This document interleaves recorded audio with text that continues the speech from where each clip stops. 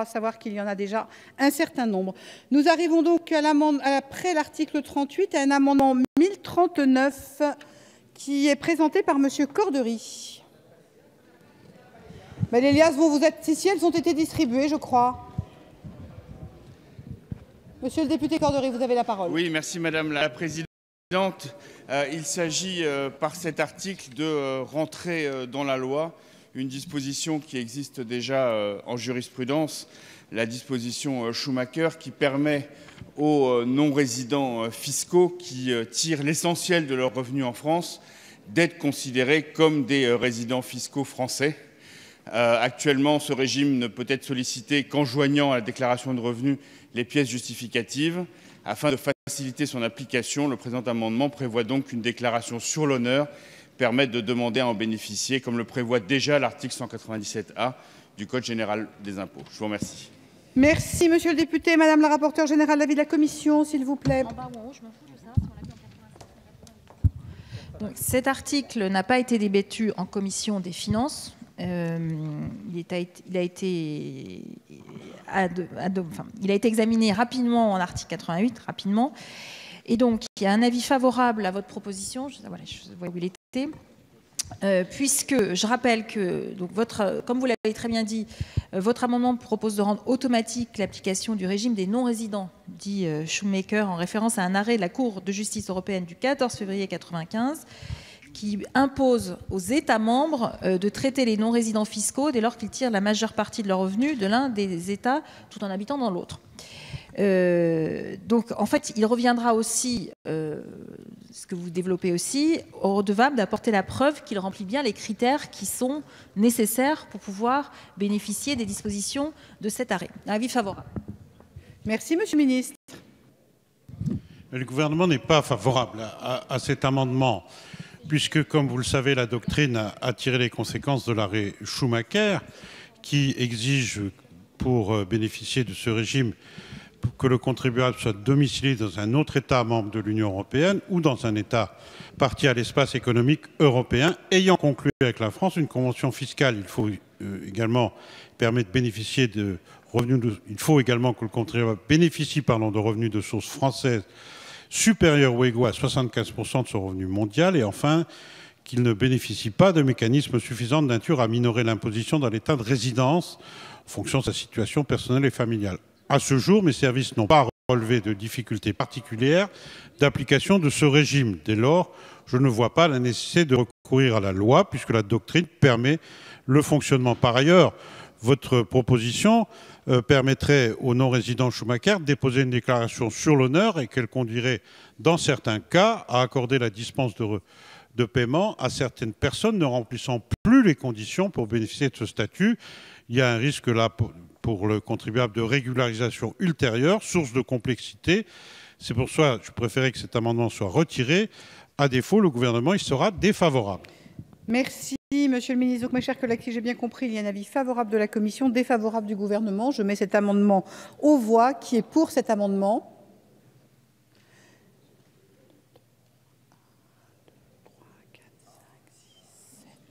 Alors, est-ce que vous pouvez lever bien vos mains? 1, 2, 3, 4, 5, 6, 7, 8, 9, 10, 11, 12, 13. Qui est contre cet amendement? 1, 2, 3, 4, 5, 6, 7, 8, 9, 10, 11, 12, 13, 14, 15. L'amendement n'est pas adopté. Nous arrivons à un amendement 748 de Madame la rapporteure générale. Le 748, Madame la rapporteure. Ah, c'est Madame Pires-Beaune, merci. Merci Madame la Présidente. Donc, nous avons adopté donc, en première partie le prélèvement. Nous venons d'adopter le prélèvement à la source et en première partie nous avions. Si. Et nous avons en première partie mis fin au régime dérogatoire des indemnités des élus locaux qui se verront donc prélevés à la source comme n'importe quel autre contribuable. Donc avec cet amendement, il s'agit là aussi de mettre fin à une exception qui touche l'indemnité des parlementaires, puisque aujourd'hui, elle est composée de 3 parts, et une de ces parts, qui est l'indemnité de fonction, n'est pas soumise à imposition. Avec cet amendement, et compte tenu de l'évolution du régime, parce que ce qui a pu se justifier à un moment ne l'est plus forcément aujourd'hui, compte tenu de l'évolution et de la mise en place d'un certain nombre d'enveloppes pour nous permettre justement de fonctionner, cet amendement propose, à compter du 1er janvier 2017, donc de fiscaliser l'ensemble de l'indemnité parlementaire. Merci, madame. Monsieur de Courson. Pardon, l'avis de la commission, je vous prie de m'excuser, madame.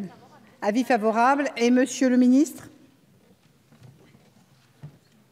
Moi, je vais donner une position de principe sur cet amendement et sur d'autres amendements, j'allais dire comparables, je crois, qui sont prévus dans la suite de nos travaux. Moi, je suis profondément convaincu qu'il faut éviter les revenus non imposables, surtout des revenus aussi réguliers, aussi forfaitisés, etc. Donc, le gouvernement est évidemment favorable à cet amendement et le sera sur d'autres amendements, j'allais dire, similaires. Je crois qu'un amendement propose le même traitement pour les ministres, si les informations sont bonnes. Et donc, le gouvernement y est favorable. Je mets simplement en garde contre la cohérence de notre position. Nous avons eu des débats il y a quelques jours sur d'autres indemnités dont le Parlement a souhaité qu'elles ne soient pas imposables. Personnellement, j'y étais défavorable. Mais le Parlement est souverain. Je pense qu'il vaut mieux ajuster des indemnités qui tiennent compte de l'imposition moyenne auquel elles sont soumises que de faire un certain nombre de trous dans l'assiette fiscale concernant l'impôt sur le revenu. Mais encore une fois, tout le monde, je crois beaucoup ici savent à quel débat je fais référence qui ont eu lieu, c'est en première partie. Et donc, le gouvernement est favorable à cet amendement et sera favorable à des amendements comparables, je le dirai sommairement tout à l'heure. Merci, monsieur le ministre. Monsieur de Courson.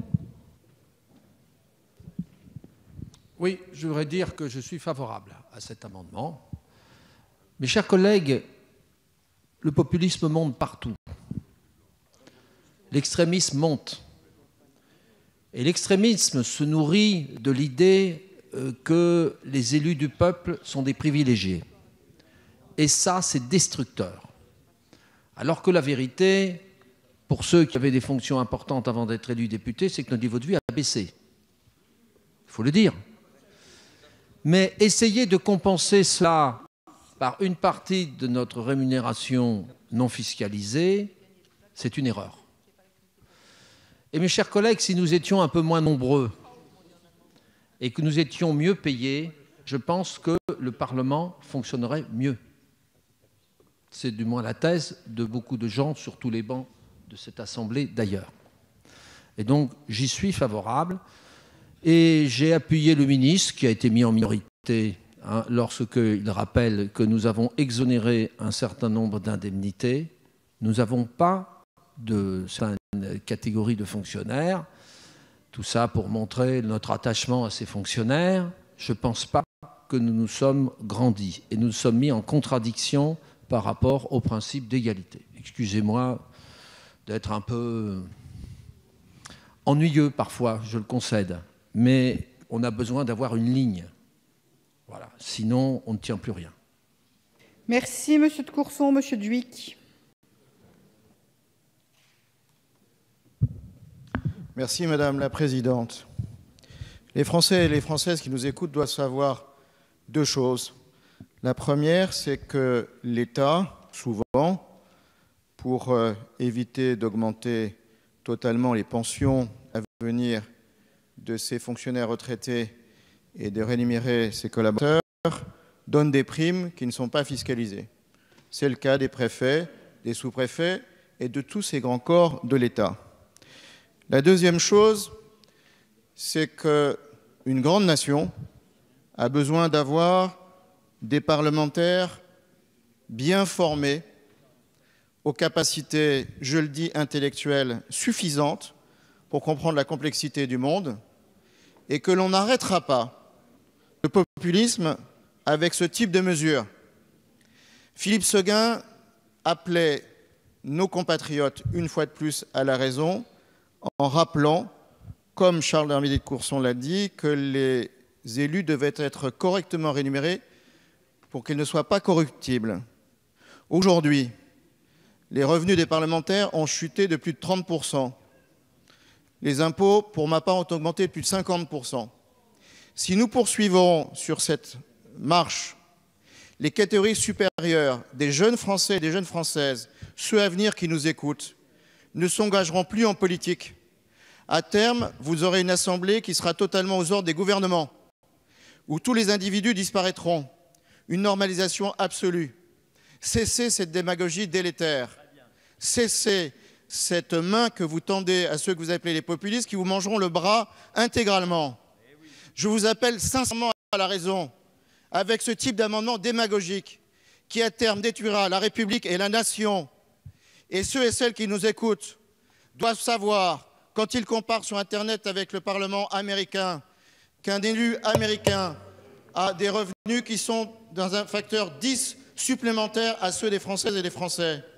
Si vous continuez de la sorte, vous n'aurez plus d'élus en zone rurale, vous n'aurez plus de profession libérale, vous n'aurez plus d'industriels, vous n'aurez plus de chefs d'entreprise dans cet hémicycle. Vous n'aurez que des trentenaires qui seront aux ordres de leur parti, qui vérifiera les investitures. Vous tuerez tous les petits partis, vous tuerez les individus, vous tuerez la République. Merci, et au bout monsieur du compte, Duc. la nation, c'est ce que vous cherchez depuis des années. Madame Pires-Beaune. Oui, je ne peux pas laisser dire qu'il s'agit d'un amendement démagogique. Je suis désolée. Si vous voulez poser la question du montant de la rémunération des élus, posez la question.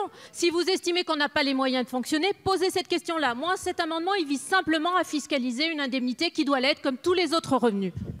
Merci, mes chers collègues. Je vais donc mettre aux voix cet amendement 748 qui, je le rappelle, a un avis favorable de la Commission et du gouvernement. Qui est pour?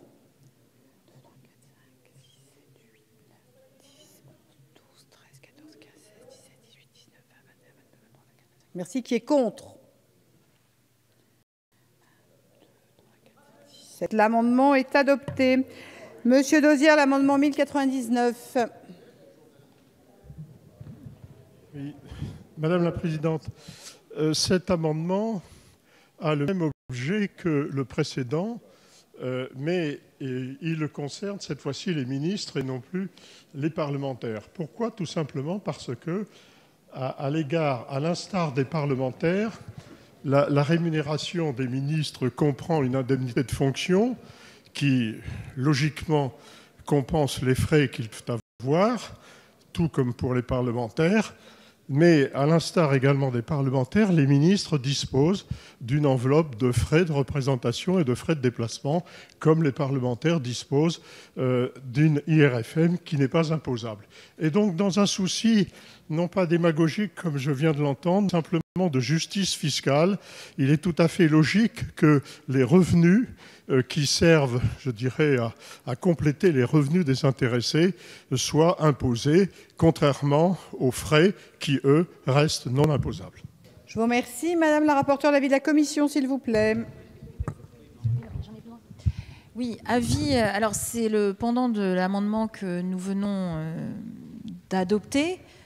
Je regrette que le principe de fiscalisation de l'ensemble des revenus n'ait pas été soutenu par nos collègues à droite de l'hémicycle. Il semble qu'au regard de l'égalité devant l'impôt, tout revenu doit conduire à une fiscalisation et de manière juste. Mais en tout cas, votre vote a été très clair, mesdames et messieurs de l'opposition. Donc, avis, la Commission a examiné ce matin votre amendement, monsieur Dosière, et il donne un avis favorable. Je vous remercie. Monsieur le ministre. Je l'avais indiqué tout à l'heure, vous l'avez compris dans mon intervention précédente, le gouvernement, s'agissant en plus, étant concerné, vous comprendrez que le gouvernement donne un avis favorable à cet amendement. Merci, monsieur le ministre. Je mets au voix cet amendement 1099 avec avis favorable Commission gouvernement. Qui est pour? Merci. Qui est contre? L'amendement est adopté. Monsieur de Courson, l'amendement 838, co-signé avec Madame Attard. Mes chers collègues, le véritable but de cet amendement, c'est de poser pour la énième fois le problème du statut de l'IRFM. Je rappelle que l'IRFM, pour beaucoup de nos collègues, ne permet même pas de couvrir leurs frais professionnels, notamment les députés de province qui ne sont que députés. Pour d'autres, l'IRFM est un revenu complémentaire. Certains collègues m'ont même avoué qu'ils se mettaient entièrement dans la poche. Oui, pourquoi? Parce qu'à la différence des grands parlements, il n'y a aucun contrôle sur l'utilisation de l'IRFM. Pire, un amendement de notre collègue Charras a été voté il y a quelques années pour empêcher les inspecteurs des impôts qui demandaient des pièces justificatives aux parlementaires. Eh bien, maintenant, ils ne peuvent plus le faire. Et donc, cet amendement, mes chers collègues, dans la logique des deux amendements précédents, il n'a pas pour objet, je ne vous demande pas de le voter, pour rendre imposable la partie de l'IRFM non utilisée à des fins professionnelles, mais de dire il faut instaurer, comme l'ont fait nos collègues britanniques, quand il y a eu le scandale sur leur IRFM, c'est d'instaurer un contrôle. Et qu'on arrête, si vous voulez, d'avoir une situation prétendument égalitaire, alors qu'en fait, elle est fondamentalement inégalitaire entre nos collègues. Je rappelle enfin que notre collègue Seguin, quand il était président, était parfaitement conscient de cela. Il avait créé un groupe de travail pour moduler l'IRFM en fonction de la situation de chaque circonscription et que les travaux, hélas, ont été abandonnés. On ne peut pas continuer comme cela. Vous avez des parlementaires, ils n'arrivent même pas à couvrir leurs frais professionnels avec l'IRFM et d'autres qui se la mettent entièrement dans la poche. Ce n'est pas possible. On ne peut pas continuer comme ça. Alors, je vais retirer mon amendement parce que le but, c'était de sensibiliser les collègues et les différents groupes politiques s'honoreraient de reprendre les travaux de la commission Seguin et de mettre en place un système de contrôle. C'est de l'argent public, mes chers collègues. Nous devons en justifier, comme tous les salariés, lorsqu'ils ont une indemnité de frais professionnels, ils doivent justifier de l'utilisation. Et le différentiel est réintégré dans leurs revenus s'ils ne le justifient pas, pour une partie, pour toute partie. C'est normal. Et c'est comme ça dans beaucoup de grands parlements. Bien. Mes chers collègues, je suis navrée, mais l'amendement étant retiré, je ne peux pas donner la parole sur un amendement qui est retiré. Nous arrivons à un amendement 550 qui ne me paraît pas défendu. L'amendement 649 n'est pas non plus...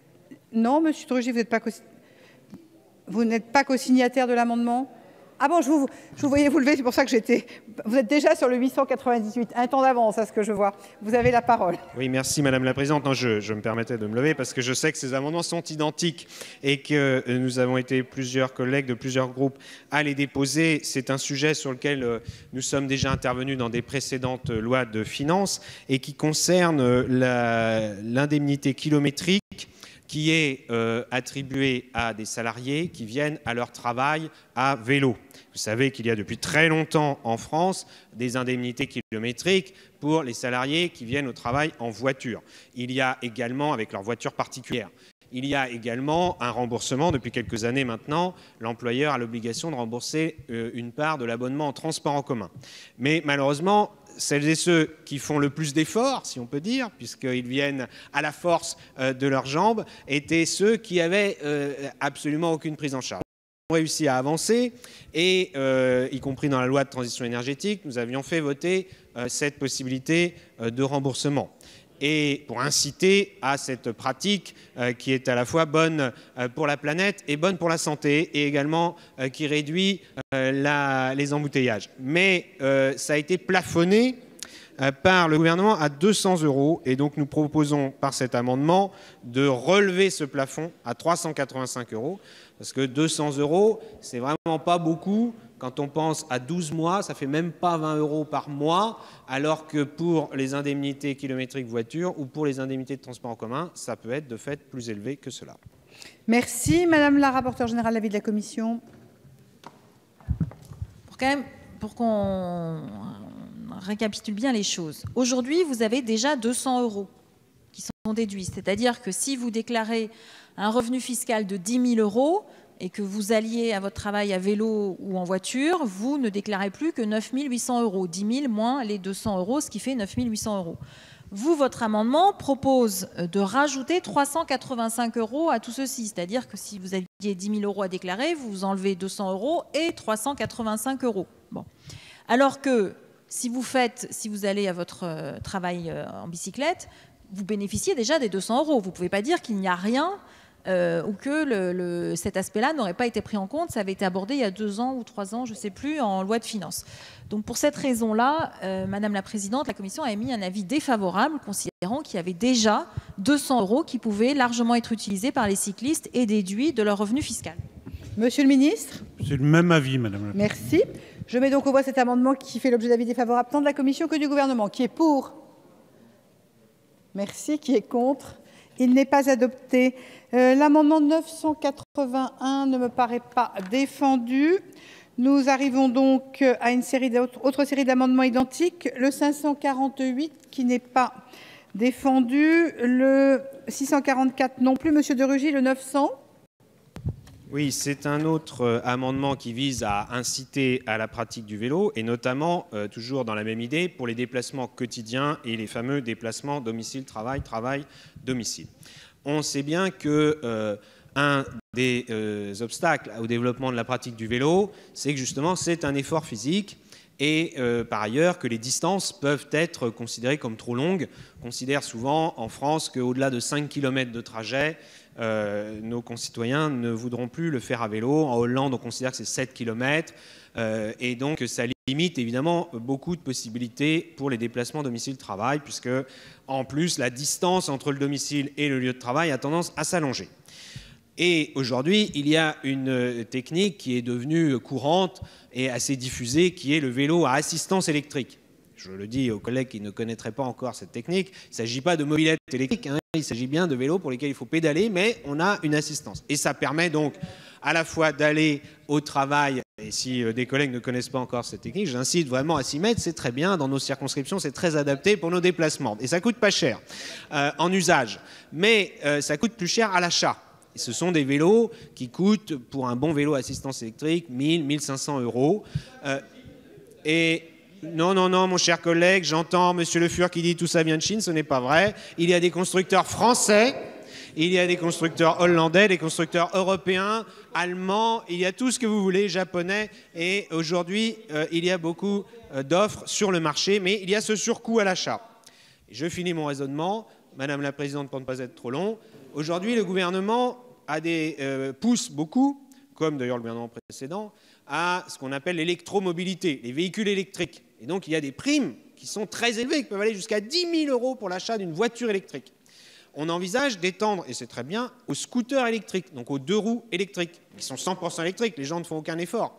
Et ce sont des véhicules qui coûtent cher avec des primes élevées. Nous proposons qu'il y ait donc ce système du bonus pour les véhicules, les vélos à assistance électrique. Ça peut être des sommes assez modestes, mais qui incitent à basculer vers cette pratique. Encore une fois, je le répète, bonne pour l'environnement, bonne pour la santé. C'est un bon moyen de lutter contre les maladies cardiovasculaires et également pour réduire les embouteillages dans nos villes. Merci, Monsieur Gallu. Vous avez un amendement identique, le 979. Il a été défendu par Monsieur de Rugy. Merci. Je demande l'avis de la Commission, Madame la rapporteure générale, s'il vous plaît. Alors, vous dites que c'est effectivement plus écologique, et donc, au nom de cet argument, vous souhaitez qu'on puisse avoir une déduction fiscale. Mais un vélo qui serait pas électrique du tout, qui serait normal, est tout aussi écologique. Il est peut-être même plus écologique. Alors certes, il vaut moins cher. Bon. Si. Il est plus... Quand vous n'utilisez pas l'assistance électrique pour avancer sur un vélo, c'est plus écologique que d'utiliser une assistance électrique. Ou alors, nous n'avons pas la même définition. Donc, dans l'ensemble des exonérations pour lesquelles la Commission des finances a fait un petit bilan, il n'y a pas de chiffrage, parce que c'est souvent le cas sur ce type d'amendement. Et elle a considéré que donner un avantage à un vélo électrique par rapport à un vélo normal, ce qui n'a pas d'assistance électrique, ne paraissait pas justifié, donc avis défavorable. L'avis du gouvernement. Oui, le gouvernement n'est pas favorable à cet amendement, Monsieur de Rugy. Les crédits d'impôt, les réductions d'impôts, ils sont de toute nature, on en invente tous les jours. Le risque de généralisation si j'entends bien, quoi, le vélo pas électrique, le vélo électrique, le scooter pas électrique. On a un système de bonus-malus pour les véhicules, mais là, il s'agit de l'acquisition. Ça peut être une piste. Je ne ferme pas les choses. Mais concernant là une réduction d'impôt, en plus être assuré que ce véhicule, ce véhicule ne soit pas utilisé non plus pour autre chose que des activités professionnelles, ce qui est quand même généralement le cas. Donc le gouvernement n'est pas favorable à cet amendement. Merci. Monsieur Gelu. Alors, Monsieur Drugy. Oui, je voulais répondre à la rapporteure et au gouvernement. Je n'ai pas voulu répondre tout à l'heure sur les indemnités kilométriques. Je connais assez bien le sujet puisque, avant d'être député, j'ai été adjoint au maire au transport dans une grande ville, la ville de Nantes. Et c'est toujours le même raisonnement. On propose des choses simples, pas chères, et on propose de faire dans un domaine qui coûte beaucoup moins cher ce qu'on fait dans des domaines où ça coûte beaucoup plus cher. Et là, dans une forme d'inertie, de conservatisme, on nous dit « Ah ben non, on ne va pas faire dans le domaine du vélo électrique parce qu'on ne le fait pas pour le vélo pas électrique. » Bon, je constate que quand même pour les voitures, on a réussi heureusement à dépasser ce genre de raisonnement. Et on nous dit « Ça risque de coûter de l'argent, il ne faut pas faire des systèmes, monsieur le ministre. Vous dites « Il ne faut pas faire de déduction fiscale, etc. » Mais à ce moment-là, comment vous pouvez accepter que le gouvernement dont vous êtes le ministre du budget fasse des déductions fiscales et des bonus qui se chiffrent en plusieurs milliers d'euros. Je ne sais pas si vous vous rendez compte que pour une voiture électrique, on accepte que la collectivité paye jusqu'au tiers ou la moitié du prix.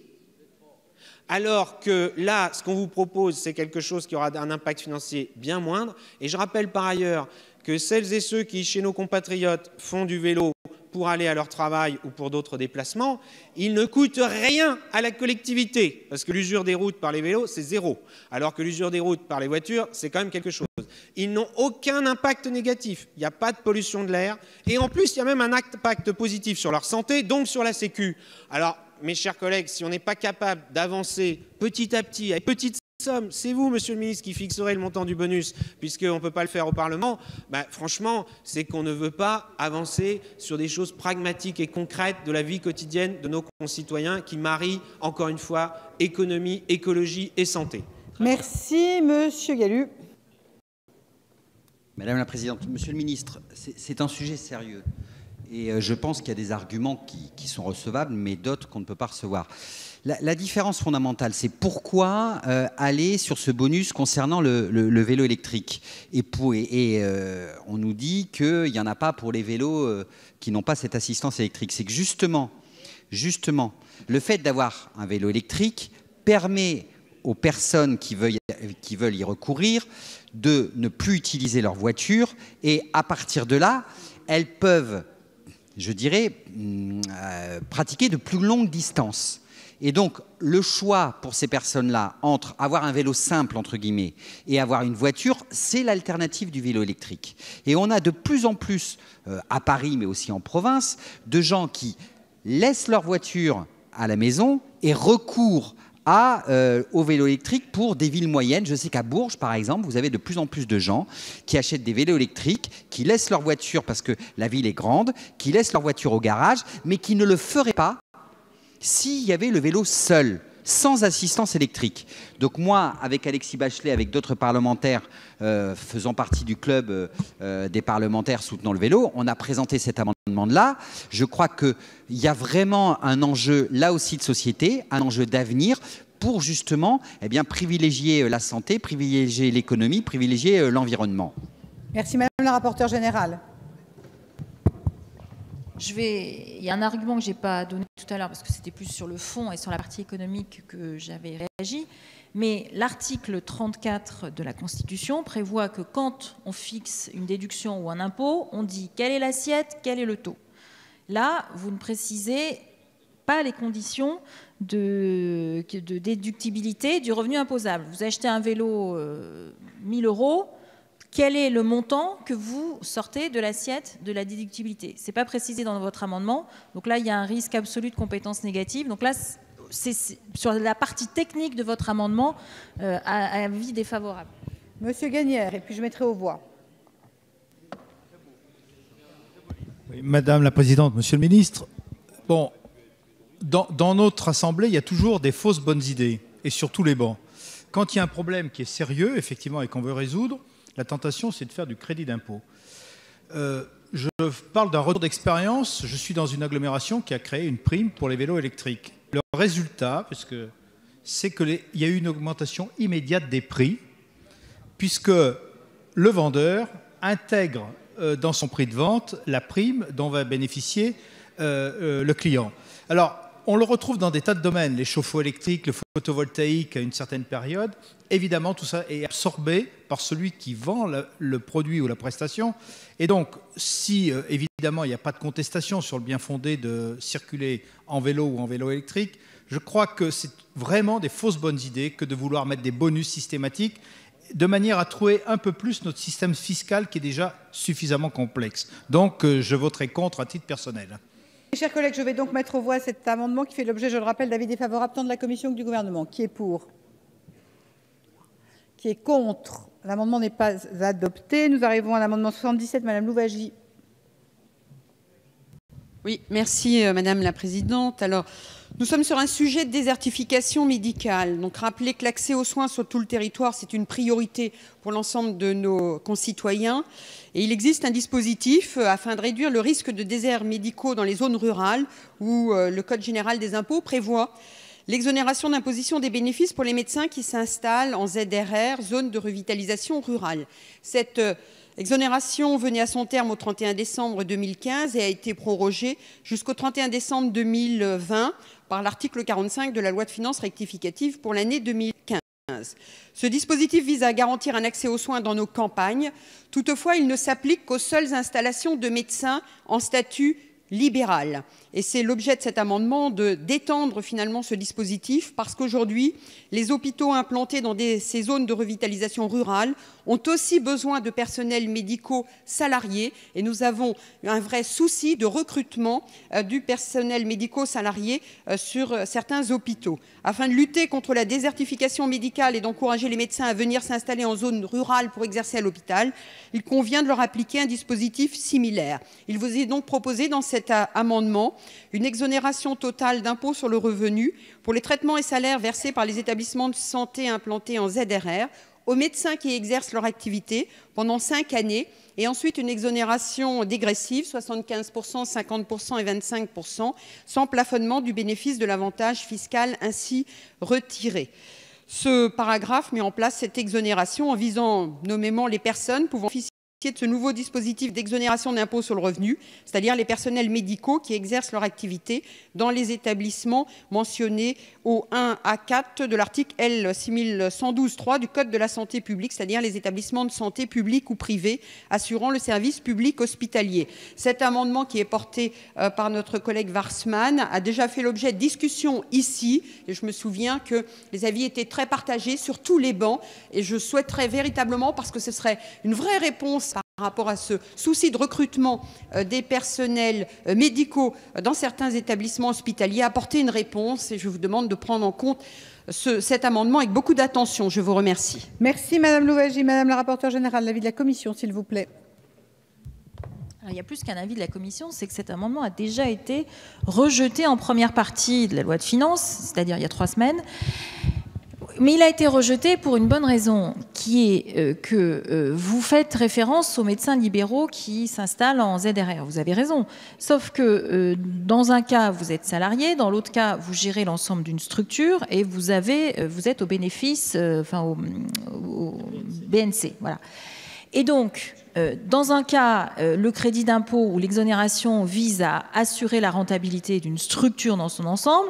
Là, vous donnez un avantage fiscal à un salarié, ce qui est un petit peu différent.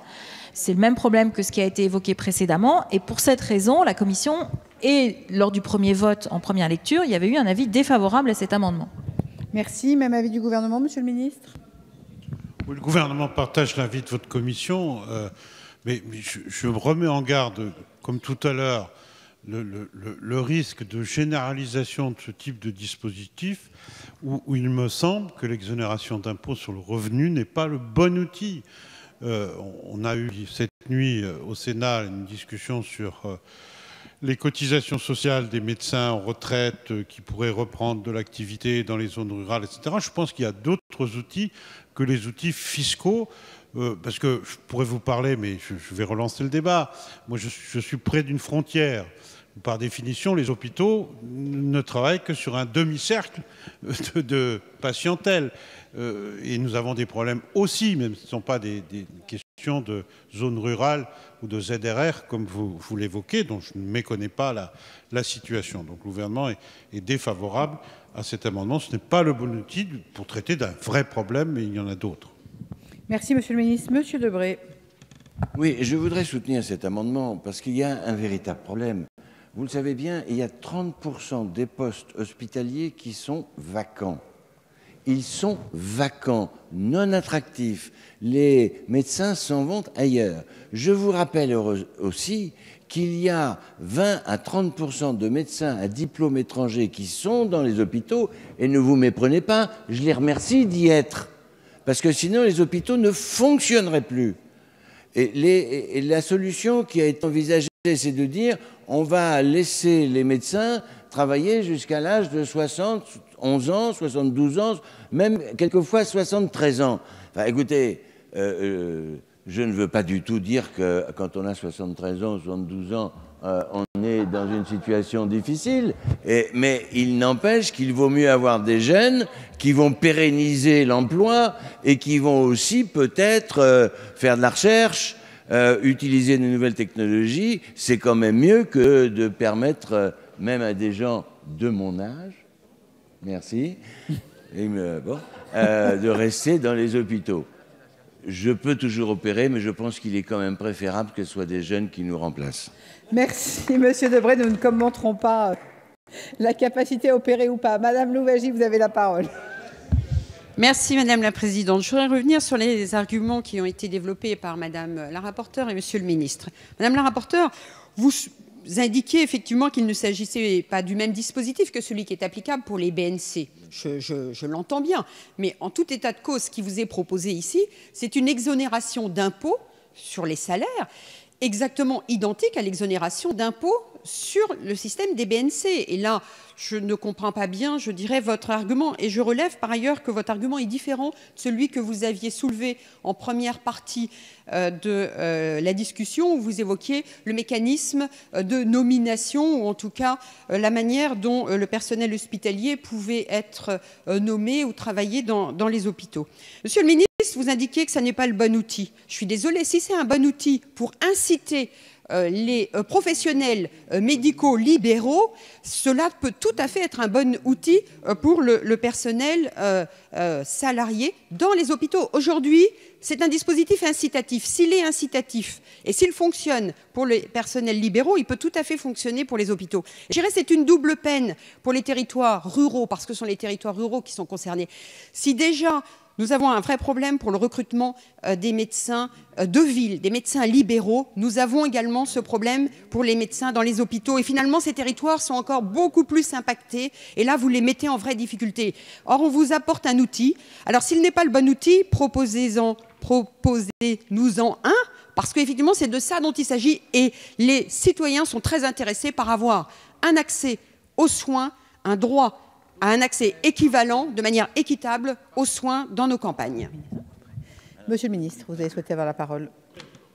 Je voudrais redire, et je n'ai pu m'exprimer ultérieurement sur ce point, que cette question est sensible, cette question est importante, elle touche à d'autres domaines, le numerus clausus qui a été mis en cause, l'incitatif, le coercitif pour des professions par essence libérales.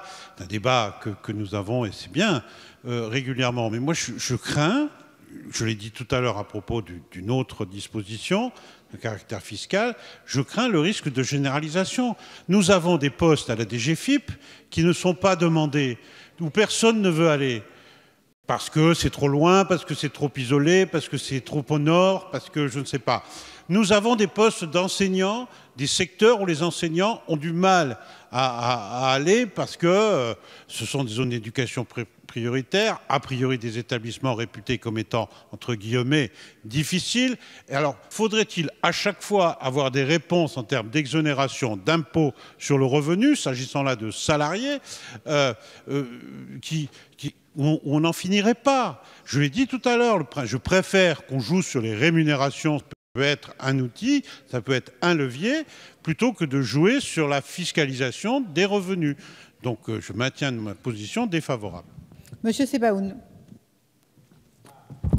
Oui, je vais abonder dans le sens du ministre. C'est le type même de la fausse bonne idée. Les jeunes médecins qui choisissent la voie hospitalière ou ceux qui choisissent la voie libérale le font aujourd'hui pour des raisons, et vous le savez, d'attractivité territoriale, d'aménagement du territoire, de la capacité pour leurs conjoints de trouver un travail, de la capacité pour leurs enfants d'aller dans des écoles, dans des lycées, etc., où ils trouveront le parcours qu'ils souhaitent. Et donc on est beaucoup plus, et c'est ce que disent tous les syndicats de jeunes médecins, hein, je vous l'affirme, il suffit de les interroger, on vient de le faire avec la PPL de Philippe Vigier. Donc il n'y a pas dans la fiscalité la réponse aux justes questions que vous vous posez. L'histoire des déserts médicaux n'a pas grand-chose à voir avec la fiscalité, je vous l'affirme. Mes chers collègues, je donne la parole à Monsieur Dhuicq, comme ça on aura eu un pour un contre après le ministre, et je mets aux voix. Merci Madame la Présidente. Moi, je voudrais simplement attirer l'attention de la représentation nationale sur le fait qu'on parle toujours de déserts médicaux. En parlant de médecine générale, ils sont liés au fait, tout simplement, que l'acte médical est depuis des années symboliquement sous-rémunéré et sous-évalué. Et cette sous-rémunération de l'acte médical, cette sous-rémunération symbolique de la médicale, a des portées extrêmes. Le sujet concerne aussi les spécialités dont on ne parle pas. Gynécologues médicaux, ophtalmos, cardio et autres, qui ne sont plus présents sur les territoires ruraux, et même plus que sur les territoires ruraux, sur des départements entiers où il est clair que la question de la rémunération, si justement il y a une question d'aménagement du territoire, d'accès pour les conjoints et les conjointes à des métiers qui n'existent pas forcément sur les endroits où l'autre exerce dans le couple, il est clair quand même que la question de la rémunération se pose. Il faut arrêter ce système d'un pays, encore une fois sur ce sujet aussi, qui ne veut pas rémunérer ses élites.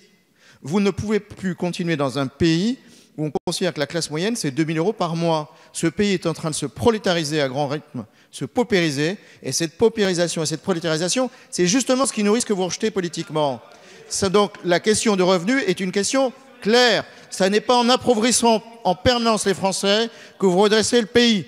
Ce pays a besoin à nouveau d'avoir des gens qui gagnent correctement leur vie, à tout niveau. Donc la question de la rémunération est claire. La question de la rémunération symbolique de l'acte médical est claire. Il est dévalué, dévalorisé depuis des décennies. Merci mes chers collègues. Je mets donc aux voix cet amendement qui fait l'objet d'avis défavorables tant de la Commission que du Gouvernement. Qui est pour? Qui est contre? L'amendement